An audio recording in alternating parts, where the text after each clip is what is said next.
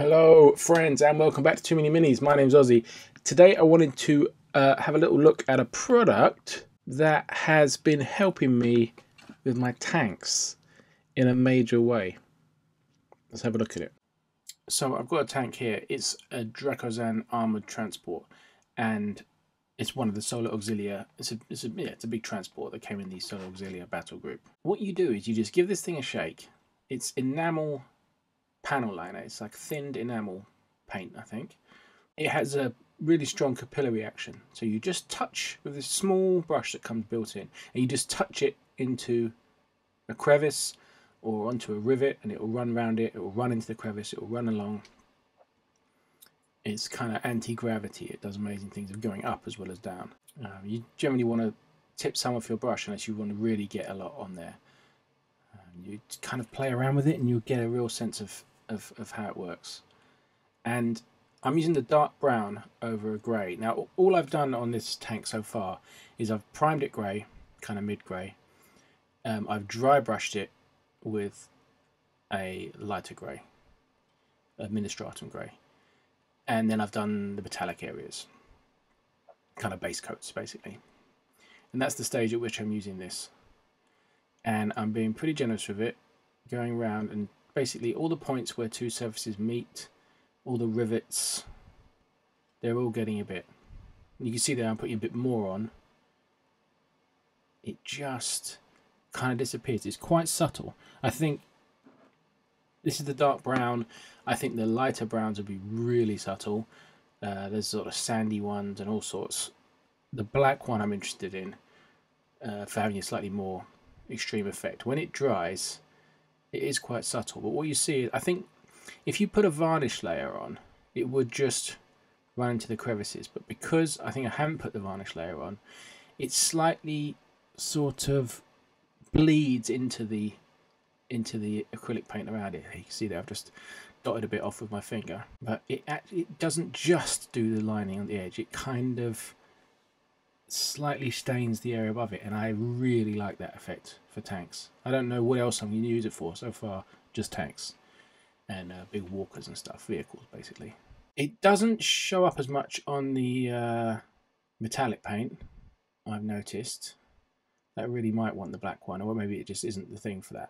It doesn't seem to have the same capillary action quite over that, but on the, say, the Aquila on the side there, the Solar Auxilia logo, it goes on quite well because it's got lots of details to run into, but it doesn't do brilliantly over the, just say, the rivets on the metal as opposed to the rivets on the grey. The rivets on the grey, it's really great, and you can already see it's just giving it that bit of depth, that sort of realism and warmth. And this is like a, you know, model kit, FX kit building Gunpla sort of tool, but I think we could really be using it more in the miniature hobbies world, and especially if you're like me and you just don't want to get messy with oils and all this kind of thing. This is a good sort of simple out the bottle option. Let's fast forward a bit and get the details on. With this sort of time lapse, you can really see the subtle but significant depth it adds to it all. It just grimies it up a bit without ending up with a very washed kit that you've then got to go through and do your base coats again. And that's the thing for me, is to maybe cut out a step. If I was washing this and then going back over with a base coat, that would be slow. So here's what it looks like when I've gone right round with the panel liner. Hit every section. I didn't really bother doing it on the metallics, so I think I'm going to do them with a conventional wash. I think that's worked better for me.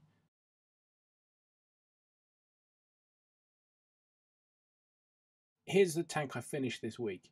It's the Lehman Russ from the same battle group box. With that, I've just sponged on some chipping, dried bark with a bit of sponge, and then I've done a light grey, use Vallejo white grey, and just given it edge highlights here and there, and hit underneath some of the larger chips to give them that kind of chip paint look. And then I've highlighted up the metallics, applied decals, added blue to the front, and I'm really pleased with it. I'm really pleased with this tank. Like, the amount of time spent on this tank felt right to me, whereas some of the Salamanders tanks I've painted or part painted, I've finished one, but two I've got half painted, they just took too long. And this has been a real time saver for me, and I really like the look of it. So I really like this stuff. It's smelly, you need to open a window, so that's not too nice, but it's way preferable, in my opinion, to having a bunch of white spirits and oil washes and this kind of thing, and worrying about getting your brushes, having separate brushes, everything. This is like, I've got my acrylic paint and water, right? And then when I want to do this panel lining, I've got this, and it's brushes in the bottle top, and that's just great. If I want to try and, I can use this thinner with a cotton bud and try and clean some off. It didn't work that well when I tried it. I think maybe that's better if you varnish first, because I think this is a bit more porous when it's going into the acrylic paint. I like the look it gives with that. I need to fiddle around with the difference when you varnish it first and stuff, do a gloss varnish or something. But super into this. I want to get the black version. I think it's quite subtle, this dark brown. I want to get the black version for doing more stark stuff. It makes me want to do a Tau army with black in the panel lines. Let me know if you've tried anything like this. I know there's other companies that make them. I kind of trust Tamiya, and it's in the same little pots as their extra thin plastic cement. So that's why I was attracted to it. It's kind of tricky to get hold of over here in the UK. Some kind of scale model shops sell it. I found a seller on eBay that was actually in the UK. I didn't really want to get it shipped from China, so that was better. eBay to the rescue. But yeah, it's a recommendation for me. If you're doing solo auxilia or guard or something with a lot of vehicles, I think it could be really good. It's a time saver for me, and I really like the look of it. It gives you a kind of weathered look without being too battered. Like, you know, there's other things I've done with tons of wash and stuff. This is just keeping it clean except at the edges. So big into it. Let me know if you've tried it. Thanks for watching, subscribing, all that stuff. Life's been kicking my ass a bit recently, but I'm hoping to get more videos out and just get back on it and share some of what I've been doing, because I've been painting a building. Lots going on. I will see you next time. Thanks very much. Okay, bye.